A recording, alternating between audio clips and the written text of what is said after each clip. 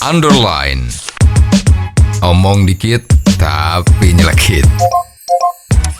Bersama Om Bob.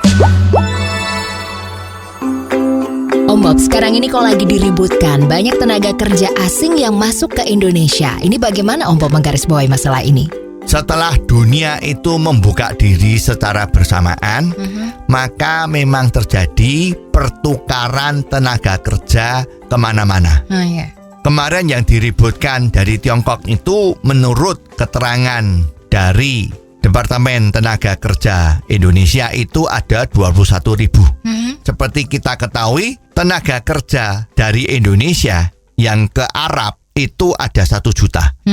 Yang Malaysia itu ada 800.000. Yang di Hong Kong ada 150.000. Yang di Singapura kurang lebih ada 400.000.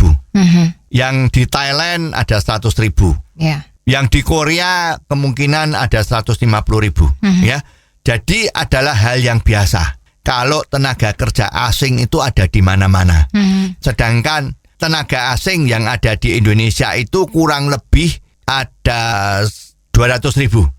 Yang dari Tiongkok ada 21.000. Nah, sekarang pertanyaannya, apakah mungkin ada tenaga-tenaga asing yang masuk di Indonesia itu yang nyelundup? Tentu saja ada. Karena orang untuk bekerja di negara lain itu banyak sekali caranya. Ada yang mengajukan visa bekerja secara resmi. Biasanya ini prosedur lebih sulit. Yang mudah itu adalah minta visa turis. Apalagi kalau bebas visa. Masalahnya bukan visa ini yang disalahkan. Tetapi masalahnya adalah kontrol dari pihak imigrasi. Jadi kalau ada orang asing yang bekerja, dia tidak mempunyai izin kerja, berarti ini tenaga kerja ilegal. Kalau ini terjadi, ya memang harus ditangkap dan dikembalikan ke negaranya. Betul. Ya, seperti yang kita ketahui. Kalau kita menuju ke Amerika, atau kita pergi ke Jepang, kalau kita minta visa, selalu di dalamnya adalah ada kata-kata bahwa visa ini berlaku sebagai kunjungan turis, bukan untuk bekerja. Banyak sekali orang yang menggunakan visa turis ini terus bekerja di negara tujuan. Ada yang di Amerika tidak kembali terus bekerja di sana. Bisa saja. Lah, oleh pemerintah Amerika orang-orang yang kayak gini kan juga dilihat. Harusnya sudah keluar dari Amerika dalam tempo 1 bulan misalnya kunjungan visanya itu. Lah kok ini tidak ada laporan keluar, berarti orang ini masih di dalam. Lah oleh petugas itu dicari orang ini di mana. Ya, jadi semua aturan itu bisa saja ditembus ya. Kita masuk sebagai turis tetapi kita menggunakan waktu di sini untuk bekerja.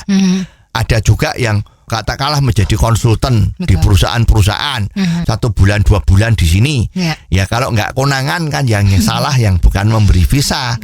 Yang salah adalah petugas imigrasi di daerah. Ya, di kota-kota itu yang bukan di pelabuhan. Kenapa kok ini tidak keluar? Dengan demikian kan harus dicari. Jadi bukan masuk terus dibiarin, tapi harus diawasi. Apakah mungkin tenaga kerja kasar yang dari Tiongkok itu masuk ke Indonesia, Om Bob? Kalau hal itu ya tidak masuk di akal. Karena gaji di Tiongkok sana, UMR-nya itu lebih besar 2-3 kali ketimbang Indonesia. Apa mau dia kerja di Indonesia dengan gaji yang lebih kecil? Kan tidak mungkin. Ya. Jadi sebetulnya hal-hal ini tuh janganlah kita percaya. Pikir saja pakai otak yang sehat. Apa mau orang bekerja di luar negeri gajinya lebih kecil ketimbang yang dari negerinya sendiri? Kan nggak ada yang mau. Oh, jadi begitu ya Om Bob. Jelas deh sekarang. Terima kasih Om Bob untuk waktunya. Sampai ketemu lagi di waktu yang akan datang. Untuk kritik dan kasus yang perlu dikomentari Om Bob, silahkan kirimkan email Anda ke ombobindonesia@hotmail.com. ombobindonesia@hotmail.com. Underline. Omong dikit tapi nyelekit. Bersama Om